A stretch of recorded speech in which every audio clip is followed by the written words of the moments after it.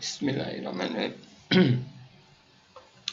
Kita lanjutkan untuk ruang baris dan ruang kolom. Jadi kita mengenal bahwa matrik itu ada baris dan kolom.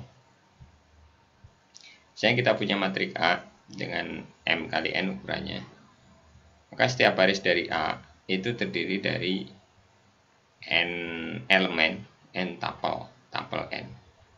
Ya, N elemen bilangan real, jumlahnya sejumlah barisnya yaitu sejumlah M. Elemennya N, gitu, karena M kali N, jumlah barisnya M, jumlah kolomnya N, berarti per baris punya elemen sejumlah N. Maka tiap barisnya dia adalah vektor 1 kali N. Nah, sejumlah vektor tersebut, jadi sejumlah M vektor tersebut ya adalah vektor-vektor baris dari A. Demikian juga kalau kita lihat per kolomnya, maka ada M elemen per kolomnya dengan N vektor kolom. Bisa dibayangkan, misalnya A ini ya, ini 2 baris, ada 3 kolom. Maka tiap barisnya ada N, ada 3 elemen dengan hanya ada 2 baris. Jadi ada 2 vektor baris dengan masing-masing vektor ini adalah 3 elemen. Kemudian kalau kita tinjau vektor kolomnya, maka dia ada 3 vektor kolom dengan masing-masing elemennya 2 elemen.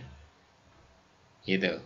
Nah, kita lihat definisi di sini bahwa jika matrik M kali N, maka ruang bagian R1N 1 kali N yang direntang oleh vektor-vektor baris disebut ruang baris. Ini disebut ruang baris. Dan ruang bagian dari Rm yang direntang oleh vektor-vektor kolom disebut ruang kolom. Sudah tahu vektor kolom, vektor baris ya.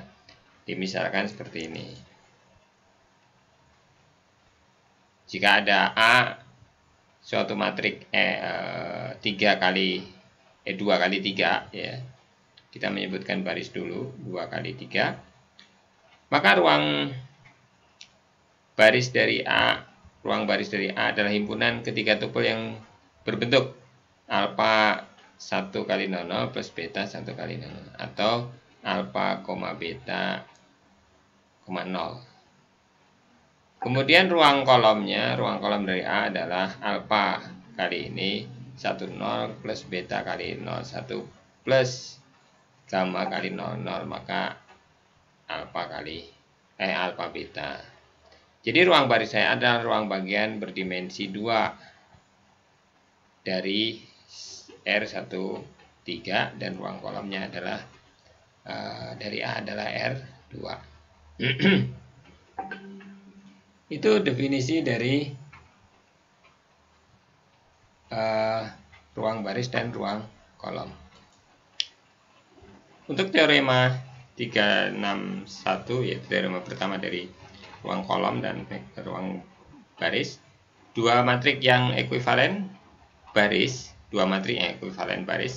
masih ingat ekuivalen baris, memiliki ruang baris yang sama. Buktinya silahkan dibaca. Kemudian ada definisi mengenai rang. Di sini ada definisi rang. Tolong perhatikan rang. Ya, apa itu rang? Ya, rang. Rang dari suatu matrik A adalah dimensi dari ruang baris dari A. Jadi kalau kita mau lihat definisi rang adalah rang dari suatu matrik adalah dimensi dari ruang baris. Masih ingat dimensi?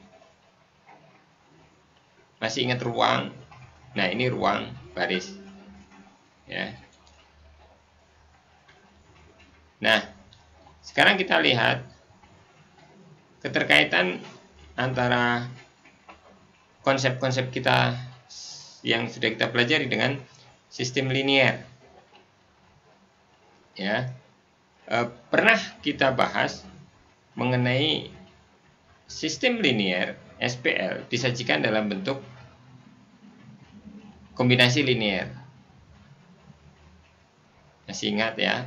Jadi ini nanti berkait dengan kombinasi linear, kan kaitannya dengan vektor ya. Jadi kita kalikan dengan vektor ya. Nah, sekarang X1 dikalikan dengan vektor ini, X2 vektor koefisien yang ini, dan seterusnya. Dan Xn punya vektor koefisien untuk Xn-nya. Kemudian sama dengan konstantanya. Nah, dari persamaan satu ini, sistem AX sama dengan B itu terpenuhi, dan ini konsisten jika dan jika B dapat ditulis sebagai kombinasi linear dari vektor-vektor kolom dari A. Ini vektor kolom. Ya. Jadi konsisten jika dan jika B ditulis sebagai kombinasi linear dari vektor-vektor kolom di A. Apa arti konsisten? Dia punya solusi. Jadi AX sama dengan B adalah konsisten jika dan hanya jika B berada dalam ruang kolom dari A. Di sini keterkaitan dengan SPL. Ya. Jika B diganti dengan vektor 0, maka persamaan satu menjadi AX, X1A1, X2A2. A ini maksudnya kolom ya, perwakilan dari ini. Itu sama dengan X, harusnya plus XN, ini plus ya, sama dengan 0. Berdasarkan 2, maka AX sama dengan 0 akan memiliki penyelesaian trivial, yaitu X sama dengan 0 jika dan jika vektor kolom dari A bebas linear. Anda tahu definisi bebas linear? Masih ingat? Coba diingat lagi definisi bebas linear, sehingga kita bisa dengan mudah menangkap ini gitu. Ya. Kemudian teorema 362, misal kita ada A adalah matrik M kali N, dan sistem linear A X sama dengan B adalah konsisten untuk setiap B elemen dari Rm, jika jananya jika vektor-vektor kolom dari A merentang Rm.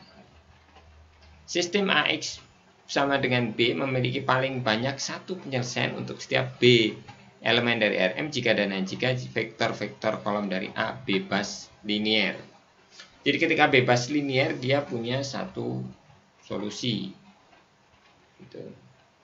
Jadi kan kita ingat bahwa SPL adalah permasalahan solusi. Solusinya ada punya solusi, tidak punya solusi. Ketika punya solusi maka dia punya satu solusi atau punya solusi banyak. Nah, bentuk-bentuk itu penyelesaian SPL maksud saya bisa kita selesaikan dengan berbagai bentuk, termasuk kita rubah dalam bentuk vektor. Dan disinilah keterkaitan antara teori vektor, ruang vektor dengan SPL. Akibat dari teorema itu adalah suatu matrik A berorder M kali N adalah tak singular jika dan hanya jika vektor-vektor kolom A membentuk basis untuk Rn. Loh, kok basis? Ya basis ya syaratnya apa? Bebas linear. Oke, mungkin teorema ini berkaitan dengan nulitas, atau kemarin kita kaitkan dengan kernel, ya kan? Jika A adalah matrik M kali N, maka rang dari A ditambah nulitas dari A sama dengan N.